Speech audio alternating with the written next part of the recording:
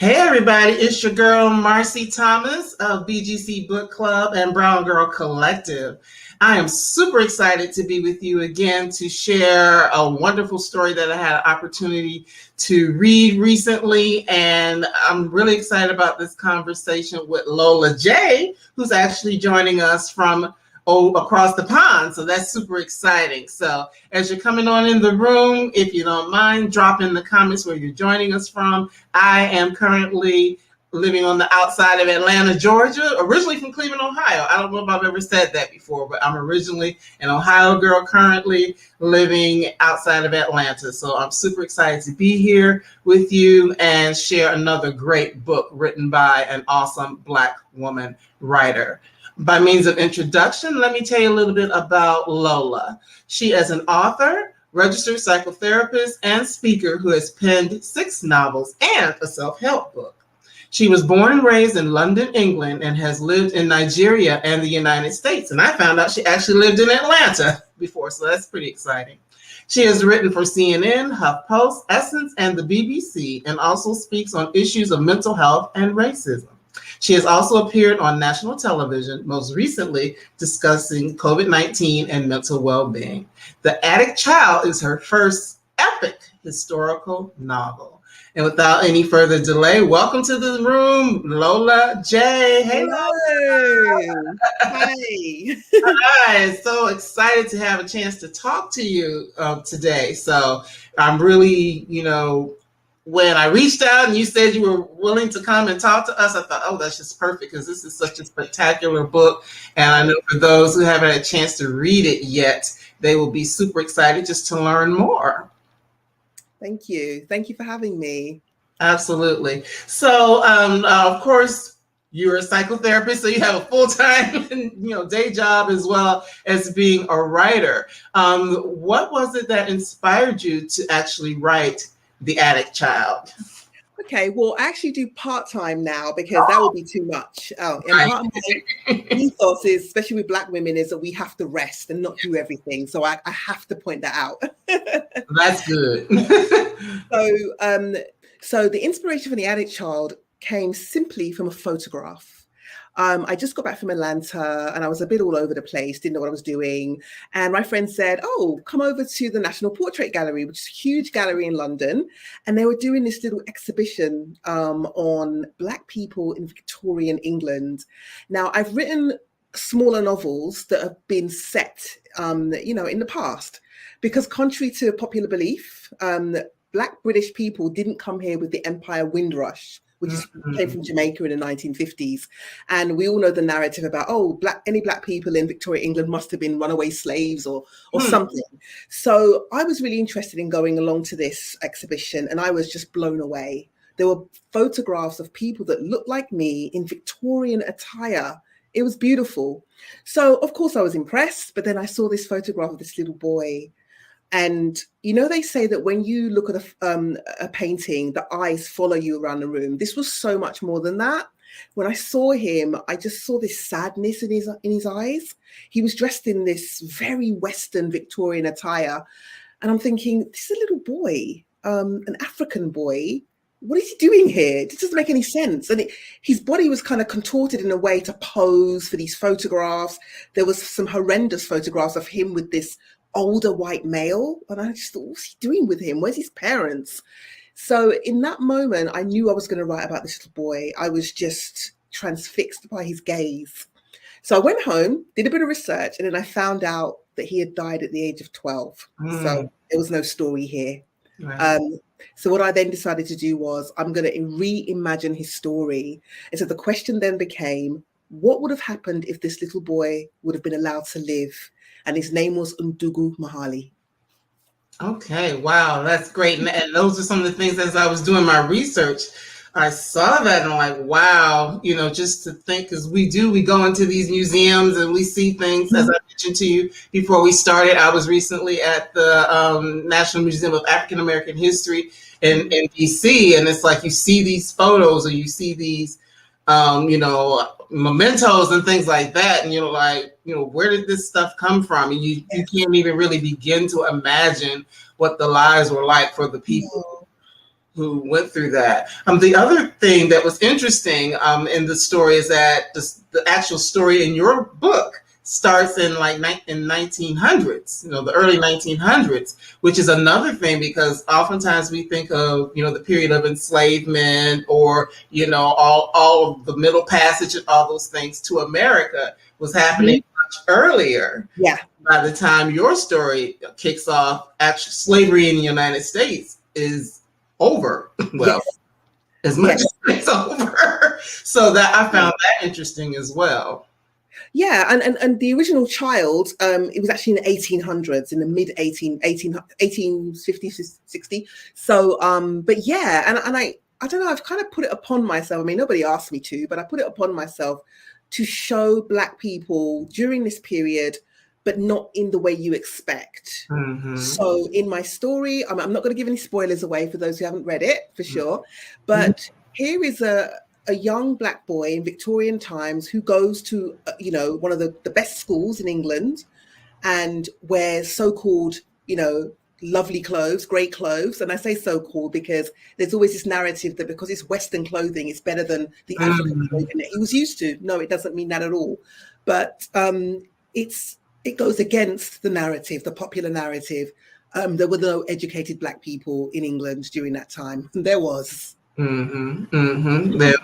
always found a way, even if it wasn't a formal education, we always found a way to learn and all of that as well. Just looking at the story, of course, he is coming from the Congo. Yes. And he ends up there. So what was it specifically about the Congo? Is that something that was happening, during the time of the story, or was there a particular reason why you chose that nation versus one of the other African nations? Great question. First off, every single historical event that I talk about happened exactly at that time. I was very meticulous with that. I chose the Congo for two reasons. The first one is that the real child was actually born in Tanzania. We think he was born in Tanzania, but he actually died in the Congo River. So that was almost a tribute to him in that way. But also, I don't know, I had this thing in me that I really wanted to tell this story about the Congolese people because I feel that the world has forgotten, or not even forgotten, they didn't even know. If I have £1 for every time I've received an email from someone saying, I didn't know this happened, but 15 to 20 million Africans were killed in the name of power and money and greed, and you didn't know about it. So I kind of put it upon myself to almost educate people without preaching about it. It's almost like you do your own homework about it, but I might throw in bits about what's going on. As you know, in the first few chapters, the main character doesn't even know what's going on. Right. But I, as the writer, knew what was going on, and my research kind of involved looking at photographs because unlike most of slavery, we have photographic evidence. So I would see pictures of, children with no limbs being, they're cut off by the soldiers, because their parents didn't reach their quota because there was a rubber, it was for rubber, and, lots of resources in the Congo. It's resource rich. So basically, I was looking through the research and I could see this, and this went on. So the more I saw that, the more I wanted people to know what happened to these people that looked like me. And it was just so damning. Definitely. So, and thank you for bringing another perspective, because a lot of times we hear about, certain countries or certain places that Africans may have come from, but that's a different perspective for sure. Talking about the Congo specifically. Also, just the fact in the story, and once again, if y'all watch, we don't do spoilers. It's not gonna be a spoiler. No. Of course, he had to get there. There was a reason or things that happened that even placed him in London, Dikembe, as is his birth and given name. And just the fact that, families oftentimes, we hear things where people were just taken, of course, against their will, but then there may have been circumstances where people felt like they had no other choice to survive. Yeah. I mean, Sorry, could you say that question again? I didn't understand the question. No, just there were instances where people, were taken away or stolen or whatever, and then there were other instances where maybe a person knew that there was an opportunity. Let me rephrase it that way, and they had to make certain choices to survive, even if it might not have been the choice they wanted to make. Absolutely, and I think the thing that is about this story that makes it maybe more slightly unique is that it's from the perspective of a child. Mm-hmm. So he was at the mercy of the adults around him. And again, without spoilers, the person that took him had to have some help to happen. So Dikembe had no choice. But as you said, okay, this is a choice you're given. Now you have to survive. Mm-hmm. Mm-hmm. And I hope this story comes across as a story of survival. It's not a trauma fest. Because I'm very wary of that. We know our trauma as Black people. We don't need to be reminded of it. Somebody made this example the other day when we were very much in the whole pandemic, when it was really, acute, people dying all around. As a writer, I didn't want to write about that. Right. In it. So it's almost very similar in the sense that we're still in it. So why would I just want to write a book just about our trauma? Mm-hmm. There's no solution there.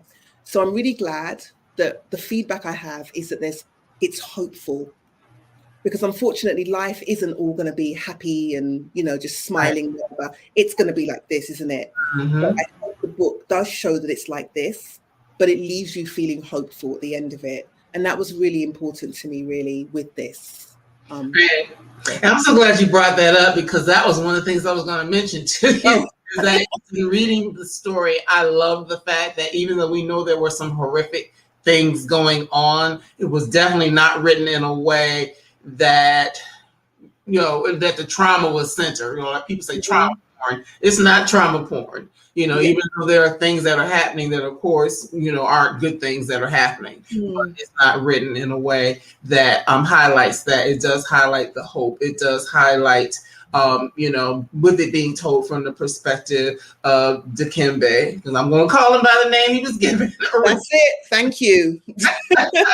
With it being written from his perspective, yes, he's going through things, but he also does have hope. He also is still things to be better. He is also trying to find silver linings in some things that are cloudy. So I can appreciate that. Yeah, and I appreciate that you felt that, because it's important to me. I don't want to do that, to write, just keep reaffirming trauma. There has to be something that looks like a solution, even though we know in the world there isn't a solution right now, unfortunately. But there has to be, in the world of that book, there has to be a solution, for sure. Mm-hmm. And we're going to talk about the other character in a minute. But when you said that, it also made me think of the fact that you are a psychotherapist. Yeah. So that's something that you're well aware of, Yes. And writing this during a unique time. It was 2020, this thing called COVID had broken out, but also everyone was starting to be aware of this, racism, something that Black people have been aware of all, our entire lives. Right. Suddenly spoken about like this new thing, added to the fact that we kept seeing this video on loop of someone dying. I mean, I'm pleased to say I never saw the video, and I told people, do not send me that video. But again, it was showing a Black person being killed, almost like they weren't a person, because I've yet to see a white person shown in their last moments on national TV on loop. I've yet to see that. So again, this was happening, and then I'm researching this book, and also I'm a therapist, and I'm dealing with racial trauma, with patients. And racial trauma is real, just like PTSD is real. Racial trauma is something that Black people, we hold inside. And sometimes this can manifest as illness, in so many ways, or just ways of being. And so in that sense, yes, I was very much aware. And because of that, I made sure that I had to look after myself during that time, because I think every Black person was being re-triggered during the summer of 2020. They were just being re-triggered. Whether it was seeing these stupid Black squares on Instagram or, these videos going around, there was a re-triggering. So we all had to look after ourselves during that time. Mm-hmm. I would agree. One other thing I'm thinking of also, because you are living in London and you're from the area, we just, well, the world just lost the Queen. So that's something that brought up a lot of things for people as well, because a lot of people were looking at, celebrating her and the length of her reign and all of these things. There was that. But then on the other hand, there's a whole lot of things that had to do with colonization and all of the things that happen around the world, the raping and pillaging of nations and all of those sorts of things that played into her history as well. Yeah. It brought up a lot of things for different people, because on one hand, you want to be human about it. Okay, this person's been around forever, especially in England. I don't think there's anyone alive that hasn't had the Queen as a presence. And so you think, okay, that's sad. But on the other hand, it brings up the idea of colonialism, of imperialism, something that has gone on for hundreds of years and to some extent still goes on. And the legacy of that is what we live with today. And I think Congo is a prime example of that, even though that was it was the people from Belgium that did that. The legacy is still there. Congo is probably not the place that a lot of people want to go and visit on holiday, because they're still suffering the effects from that.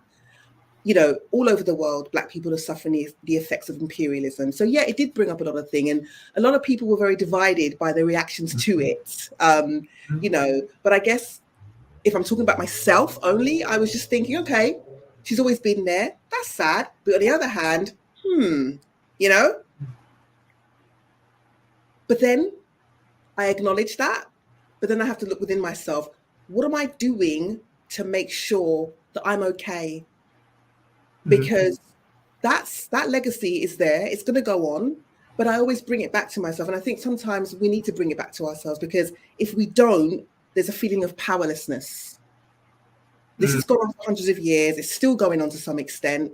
What's the point? Right. And that's when it becomes dangerous, because then we think, what's the point? It's never going to get better. And that's why you have to bring it back to yourself. What can I do to make me okay, to make me feel safe, to make those around me feel safe that I care about?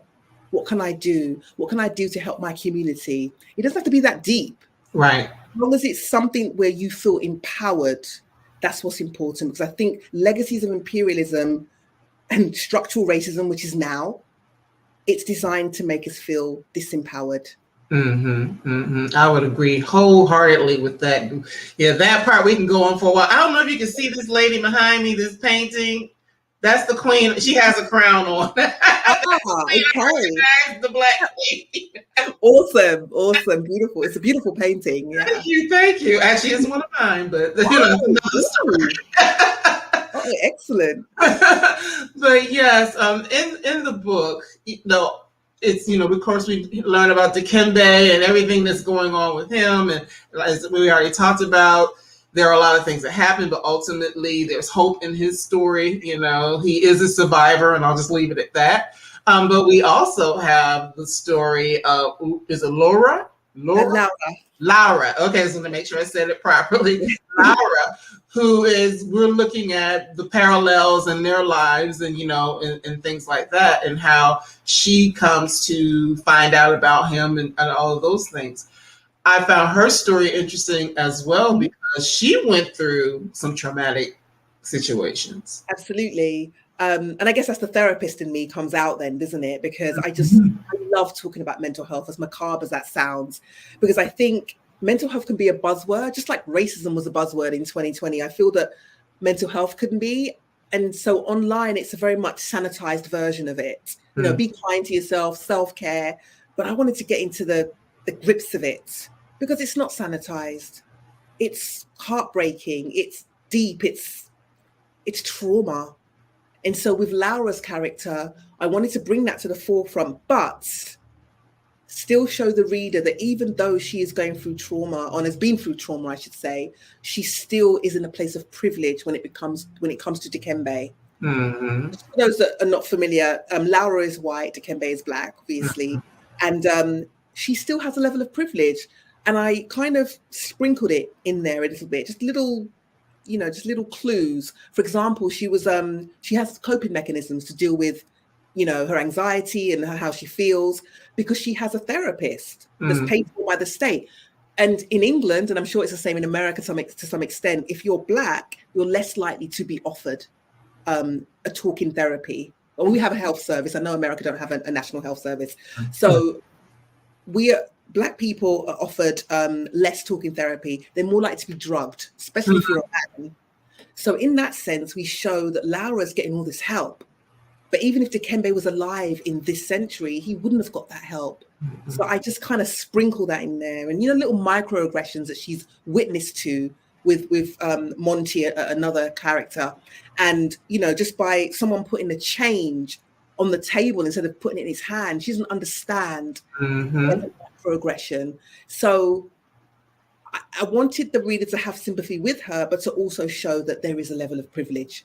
And that is so true. I just, as mentioning again, going back to that museum over the weekend, it was like, woo, you can see a lot of ways the privilege. And like I mentioned to you that I took a train ride, and in that museum, in the museum in DC, there is a train where it shows, what it used to be for the white car, white part of the car and the Black part of the car and things like that. Yeah, there's actual physical train. So for me, it was like, wow, I took a train ride, but this is what it would have been had I done, 40 years ago or 50 years ago. So that's just interesting to see and realize that some of those things are still going on. We, especially here in America right now, our political climate is often changing, so there are a lot of things that show up, or, the microaggressions, as you mentioned, it could be in the workplace. Like both of us have our natural hair.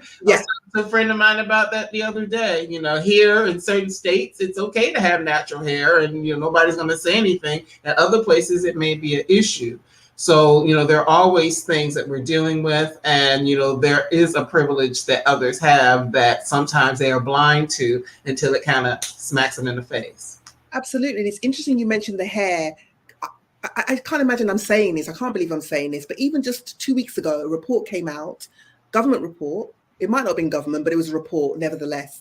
And it said that, to exclude children from school for having their natural hair might be unlawful. The report said it might be.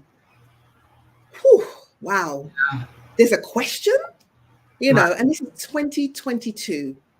Have we not learned anything from 2020? Was it just all lip service? That's my question. Well, a lot of it was lip service. A lot of it was performative. Yes, of course. A lot of, we're on board. Yes, rah, Black people, Yeah.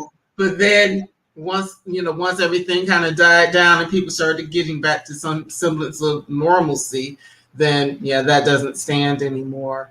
But one of the things also just about Lowra's, I'm going to keep saying, so forgive me. Okay. But one thing about her character also is that she is a determined person. Yes.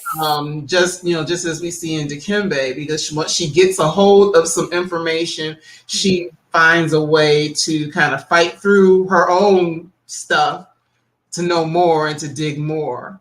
Yeah, I mean, I really enjoyed writing her because she's so introverted by choice. She doesn't want to mix with anybody. And I quite liked that. And maybe that's the side of me that is, because I'm both. I would definitely say I'm both. But she's been so hurt by those that she's supposed to trust. And she doesn't want to trust anybody else. So for her to, again, no spoilers, but to be this relentless to find out the truth. And obviously this is in the blurb of the book anyway, about the attic. So to find out the truth about the attic, it took enormous strength. And I really enjoyed writing her because when I started writing her, she was, down here. But by the end of the book, I'm hoping that she gets up there. So absolutely, she had a lot of strength. Yeah, for sure. Mm-hmm. Now, the whole concept of the attic, because the book is called The Attic Child. So, the attic plays a big part in that. Of course, we know that, some of the things that people would have gone through, in times of enslavement or afterward, in this case, that people would be mistreated. But this whole thing of the attic is an extreme cruelty. Yeah. So what was it that made you kind of use that as kind of the centering space between the two characters? Well, first I'm going to go back to my own childhood. And my reading habits, the Flowers in the Attic. Just Yep. love them. Yep, I read them too. And then when you read it or watch the movies as an older person, you think, whoa, this is crazy. You know? How did we read that as children? How were we allowed to read that? It was so macabre. Right. But I never forgot it. You know, I never forgot it. And one of the biggest, you know, flatteries I had with this book was someone said, oh, it reminded me of Flowers in the Attic. I'm like, great. You know, so that was a huge inspiration for that one. I probably knew deep down I wanted to write about an attic at some point in my life. So there was that. But also the attic is just away from everybody, isn't it? If you want to hide somebody, that's probably the place to do. I'm not giving anyone any ideas here, but you know. Or the deep part of the basement. Yeah, one exactly. Oh yeah, of course. In America, it's more of a basement, isn't it? Right. Yes. So the attics are very synonymous with these old Victorian homes. And there was just that around it, really, just that nostalgia, but also this idea of being locked away. It really appealed to me. And ironically, when I was writing this, again, life was imitating art. So, you know, you had these statues being pulled down from explorers, and I'm writing about an explorer. But also, I know it was a bit more relaxed in Atlanta, but in London, we were told to not go out for at least 18 months. And, you know, there were fines issued if we were found out. We were allowed to go out once a day, whatever. So in a way, even though it wasn't the same, I was locked away in my home. That's true. So it was kind of a weird experience, and I kind of locked into those feelings and like, okay, well, I'm not allowed to see my friends. I'm not allowed to do the things that I'm used to doing. Obviously, it's not the same, but it kind of helped the creative process. You're just, you know, the gyms weren't even open, so I wasn't going to the gym, wasn't doing anything, just writing. So it was really powerful. Yeah. Yeah, that's something to think about, because you're right. Well, I don't know if Atlanta ever closed, to be honest. That's what I heard. I think it was like 1 week. I moved here. Well, the pandemic kind of started in March. I didn't move here till December of 2020. So I think maybe, you know, things that were kind of changing by then anyway. But yeah, I heard Atlanta never really shut down. No. But yeah, I mean, that's something to think about. That, you know, I think of, and growing up in Ohio, like I mentioned earlier, we did have an attic in the house, and you know, for me, it was a different thing. I would go up there and kind of hang out, purposely to get away from everybody else. Absolutely, and people are converting their attics and making big money on their homes. Right. You know, it's different. Right. So it's definitely a different thing. But sidebar, my mom normally watches these. You know, I remember one year they hid my Christmas presents in the attic, but I found them. Amazing. Brilliant. But, yeah, I mean, there's something to that as well, because yes, it's bad for the reasons that, you know, the characters wound up being there, but then it's also a thing where, like in my case, it's a place I went to kind of steal away. It gives you a chance to think and reflect, and you know, a lot of things like that when you're kind of in a confined situation. Absolutely. And I know I'm probably giving attics a bad name now, but they can be good. Attics can be good. But yeah, I mean, and this was a place where both children could do just that, as we know. And lots more happened, which you won't say. Right. So wow, it's just really exciting. And well, I don't want to give away spoilers, so I'm not going to say too much, but I really do love also in the way that the story is told, because they're basically, you know, the chapters kind of flow from one person, you know, from one character to the other, but then there's also a part where their stories are told simultaneously. Yes. Okay, it's the spoiler thing, isn't it? Yeah, what I'm going to say about that is I'm going to anticipate that you want to know how easy it was for me to write, to write. Yeah. I always get asked this question, and I always feel really pretentious the way I answer it, but I feel that it's easy. I'm not supposed to say that, am I? But all it was, I wrote his part, and then I wrote her part, at least 70% each. And then I merged them together like a jigsaw, and it just fit. And that's how I know this book was so meant to be. It just fit, you know, and that's why it just felt easy. easier than it should have been, to be honest, because they Mm. were in different centuries, Right. Right. totally different children, Right. But because I knew in my mind that they'd gone through this kind of shared experience, it was almost like they were one. Yeah. That's so true. That is so true. Now, I know that, of course, to write the Dikembe character, there would have been a lot of research, as you've already talked about, learning about where he came from, learning about the things that were happening in that time. Of course, Laura's piece of the story takes, well, actually, it's a couple of decades in her story as well. So, was there a lot of additional research that you had to do for that, since it's not present day? True. Well, yes, because just little things. And when you compare it to the research that goes into Dikembe, it's literally nothing. Like for Dikembe, it'll be, if he opens the drapes, I have to then Google, were there drapes in 1907? The smallest thing, you have to do that. Whereas with Lowra, you kind of know that she's going to open the curtains. There were curtains. Right. In the 1970s through to the 1990s. It was a lot easier. I'd probably want to find out more about what they were wearing at that time. So just describing the clothing and stuff like that. But yeah, compared to Dikembe, it was a breeze. Yeah. Dikembe's was just, there was so much historical content, background stuff going on with him. With Lowra, what was number one at the time? It's stuff like that, more fun stuff. But Dikembe's was not so much fun. Yeah. Right, because you mentioned some music and things like that she liked or her family enjoyed. So I'm like, oh yeah, I was around in those years, so I remember those things like that. So now you mentioned earlier on that you say you're not working full time anymore, which is a good thing. Gives you a chance to rest. Yeah. So how do you kind of order your day and your time to spend time with your therapy work, but then also make sure that you're having time to read and write and research and all of that? How do you manage that? Yeah, I mean, I wrote this book during lockdown, so that was easy because there was nothing to do. There was nowhere to go. Everywhere was shut.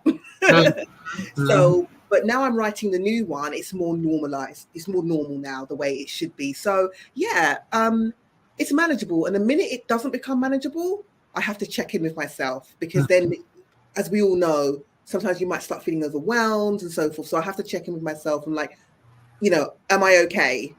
Am I doing the things that I also enjoy doing? That could just be watching reality TV, and just taking a day off. So I do check in with myself. And so far, so good.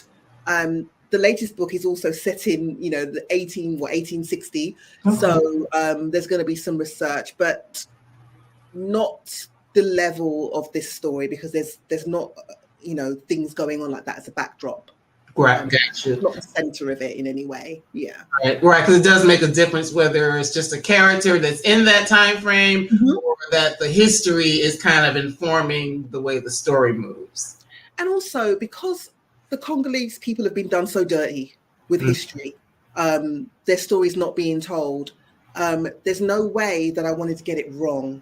There are various tribes in the Congo.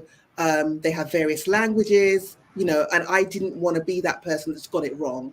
So I had to do research and then some. I mean, I even located a dictionary from 1903 for a particular tribe, which is the wording I used in there. That's all real. I got that from the museum in Belgium. Later there, we were in contact. So I was very meticulous in that, because I thought the Congolese people, it's the least they deserve for me to get that right. So yeah, there was that added responsibility that yes, I put upon myself, but I needed to. So you've always kind of been a student of history? I hated history at school, but that was because all they taught us was Henry VIII and his 1,500 wives. I don't want to know about Henry VIII. It's something to do with me. Okay, if you want to tell me about him, fine. But I also want to know about other things where there's Black people involved. So there was literally nothing. So it was a snooze fest. It didn't interest me. It's only as I got older and I started to teach myself. And that started with when my brother, my late brother now, I was 13 and he bought for me the autobiography of Malcolm X. When I read that, it just totally changed my life. Okay, I'm 13. I want the Michael Jackson tape. I don't want this book, but I'm going to read it. And, you know, so a 13-year-old, you know, the 1960s was like ancient. So my interest was piqued at that point for sure. And then I started to get a bit annoyed as I got older that why aren't our stories being told? Especially from Black British perspective, it's just not. And so the first couple of books I wrote, they weren't historical at all. But then I wrote something about World War II in Wartime Sweethearts. And that was about the American GIs that came over to England in the 40s and had babies. You know, who knew? You know, I also wrote a story called Orphan Sisters about the migration of Nigerians that came over in the 50s, which includes my own parents. You know, so I wanted to write their story. So more and more I'm getting interested in, you know, telling our stories. And so I knew I wanted to write something from the 1800s, but then I saw that photograph and it was on. So I think I'm just going to go further back each book. Okay. We were here during the Tudor times. That's a long time ago. So yeah, I'm going to go back further as much as I can.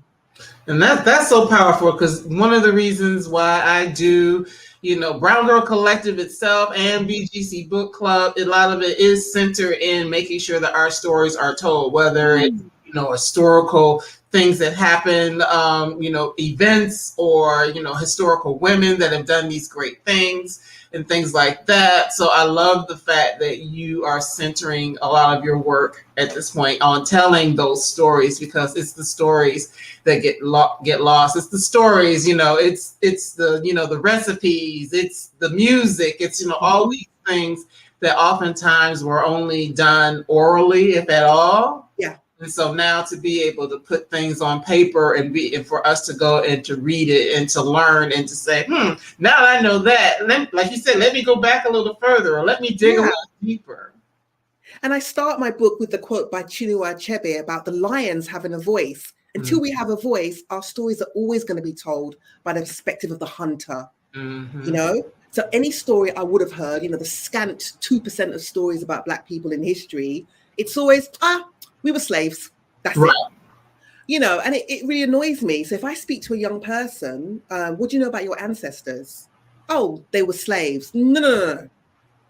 Slavery was an interruption of Black history. That's not Black history, okay? It's an interruption. Your ancestors were not slaves. Right. And, you know, also, it's not also the narrative that, we were all kings and queens. We weren't. We were also midwives. We were tradespeople, you know, bookkeepers. We were all sorts of people. And that needs to be fed into the narrative as well. And I think that will help, you know, especially with young people just feeling proud of who they are. Because I know that I'm proud knowing that, you know, my grandmother was a princess. I know that. I know my lineage. And it makes me just, you know, feel puffed up and amazed at that. So everyone should feel that on some level. So reducing us to, my ancestors were slaves, no, that's not good enough. But that's what the narrative tells you. Right. That's what the hunter will tell you in history. A lot of us have been whitewashed from history. Got that right. And that's what's so crazy about here in the United States right now. Now they don't even want to tell those stories. We don't want the white children to feel bad about themselves. Critical race theory. Oh, okay. Yeah, that's just something. But you said something when you were talking about knowing like your grandmother and that lineage. Yeah. As I mentioned to you earlier, I found out that my mom's lineage traces back to Sierra Leone. Amazing. So when I was at the museum, the National Museum of African American History over the weekend, every time I saw something that said Sierra Leone or they mentioned something about Sierra Leone, I puffed up. You see, exactly. Maybe stand up, snap pictures of, that's my people. So yeah, it definitely makes a difference when you have another story, not just the one that's been, fed to you and shoved down your throat. Exactly. And I know that the place of privilege that I come from, being of African descent and, my parents and, I could go to Nigeria tomorrow and I can be shown, documents and artifacts of my lineage. And I know that, so I know what that feels like. So, yeah, I reject when anyone says, about Black history being slavery. And, we talked earlier about tick boxing and we're just going to do stuff about Black people. Does it Mm-hmm. always have to be about slavery only? Let's have a balance. Right. I'm quite clear where I stand with that. We should never stop telling the story of slavery and what happened, because Right. it happened and you're not going to get off the hook. But there needs to be a balance. Tell Mm-hmm. both stories. Mm-hmm. You Yes. know? Yeah. Tell both sides of the story. There's so Absolutely. many out there. I appreciate people like you who take the time to do that, and are committed to doing even more and making sure that we learn about our history. And I also like the fact that of course this book is out in America, it's out in the UK Yay. as well. But it gives us Americans, and it's a different view, because we may look at things from the standpoint of being Black and American, but there are other stories as well. You're not the only person I've talked to who is from across the pond or Nigeria or whatever. So I look to do that as well, because a lot of times there, even amongst us, people of African descent, there can be a lot of conflict or not understanding one another. But as we are able to share in these stories, you're writing them, we're reading them, we're sharing back and forth. That gives us a chance to have a better understanding of each other as well. Absolutely, because we're all brothers and sisters at the end of the day. We know that divide and conquer and divide and rule is a thing and was a thing. So for us to come together and just appreciate each other's experiences, whatever that may be, appreciate that and acknowledge it, I think is a beautiful thing. And I know it sounds a little bit wishy-washy, but we are brothers and sisters. We all hail from that place, Africa, at the end of the day. And some controversially might say human race, but that's another story. We're not going to go there. Right. But so yeah, I think it's a beautiful thing when we can share each other's stories and appreciate them, for sure.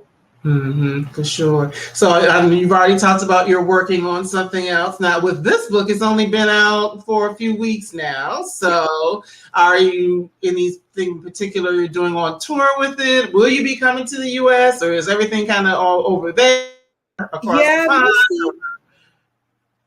Mostly things are like online these days, aren't they? And I don't think I'm a big enough author to be flown over first class, yet. So while there's I'm doing something in a metaverse next week, like a virtual reality thing. So yeah, most things are online at the moment. The obviously the hardback and the Kindle is out now, and the audio. If anyone can catch the audio, it's amazing.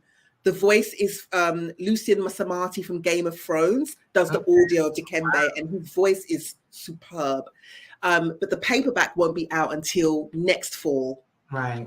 Yeah. Right. So I can still milk this for a little while. I can still go ahead in the meantime and fly me over. Oh yeah, and I love the fact that you said first class. So that's very specific. You gotta be right. As Black women, sometimes we're kind of conditioned to kind of like, oh no, we'll just do everything and not. No, I'm gonna say it. I'm gonna be, yeah, let's do that. Let's put that out there. Why not? I love it. I love it. I love it. And I'm going to shift gears just a little bit, because you are a psychotherapist. Is there anything, and I know this is kind of a wide range question, but is there anything besides getting rest, because you said that up front, is there anything that you wish or would want Black people, Black women specifically, to know about caring for themselves, Yes. The rest I'm going to say first again, because it's so important and we overlook it. So that's definitely going to be number one. But also tied in with that is don't be afraid to say no. Because we almost say yes to everything, whether it's, even if we look at activism, Black women, they're just at the forefront doing everything. They're looking after their kids, they're holding down a job, they're dealing with racial trauma. Let's not forget that's a thing for all of us. Right. So if then someone asks something of you and you don't have the bandwidth, it's okay to say no. Even if you do have the bandwidth, it's okay to keep some of that for yourself. So normalize saying no. It's okay to say no. And I think someone said to me once, but that's being selfish. No, let's reclaim the word selfish. Turn it around. It just means boundaried. Have your boundaries. And it took me a long time to realize that. And even now, I still get flickers of feeling guilty. I'll still say no, but I'll still feel that little bit of guilt. It's a process. It comes and goes. But just normalize the word no. It's okay. Because the way I look at it is, if you're the machine that's keeping everyone going, if you then break down, because saying yes all the time can lead to that. Well, it will lead to that. I'm a therapist. I see it every day. Mm-hmm. So if you're going to break down, then who is going to look after all those people anyway? So you take time out. It's going to benefit them in the long run anyway. So if you need to kind of tell yourself that in order to do it, because sometimes we're givers. Black women just are amazing, and we give a lot to our detriment. And I don't want to put woman and a car in the same sentence, but if you have a car, you're going to get that car seen to, serviced at least, oil change, that kind of stuff, because it's going to break down. Mm-hmm. So why do we treat ourselves in a way where we don't look after ourselves that way? Mm-hmm. So I would say that. And I guess the last thing would be, if you can afford it, not everyone can. So that's why I always kind of funny about saying this, but a therapist, if you can afford it. If you can't, then it's just, as I said, taking those time out for yourself, even having a chat with a friend on a phone about a reality TV show, that can be quite therapeutic. I know, I do it a lot. Your job involves something that can be quite, triggering for you. Hey, even working in a bank can be triggering for someone who's dealing with microaggressions. You take your time away from that, and you're just talking about nonsense, laughing, being human. That's therapeutic as well. Mm-hmm. Well, thank you so much for sharing that, because I just think it's so important. It's so important to do that. Yeah, I'll admit, sometimes I can be go, and then it's like, I'm done with you. I'm going to my esthetician. Exactly. Chill for the rest of the night, because I know the weekend is busy. At the time that we're recording this, I know that my weekend's going to be busy. So yes, it's like I know I have to stop and do something and take care of myself. And learning to say no is a big thing. Setting those boundaries is a big thing. All of those things are so important. So thank you for sharing. Thank you for sharing. Well, I want to thank you again for joining me. And had to do this early. So for those who are watching, it's not live; it's recorded. But I thank you for for working with me. We worked together in order to find a time that worked well for both of us, so that we could have this important conversation about your spectacular book, The Attic Child. I really suggest everyone who hasn't had a chance to read it yet, please grab a copy or listen to it on the Audible or audio as well. It's just a wonderful, spectacular story. You're going to learn a lot. You'll be inspired by, the hope that the characters bring forth in the midst of things that aren't always hopeful. So we love the way that Lola writes. So looking forward to what's yet to come. So Lola, if you can hold on for me for a second, I'm going to announce my next book and then say goodbye to everyone else. So you just hold on for 1 second for me. Will do. All right. So everybody, thank you so much for your time. I really appreciate you joining me again. I want to share with you the book for next week. Actually, it's Concentrate by Courtney Faye Taylor, which is actually a book of poetry. So that'll be pretty exciting. Courtney's going to join us and share some of her poetry and just talk about her process and all of that. So thank you again for joining, and we look forward to seeing you again next week. You take care. Bye-bye.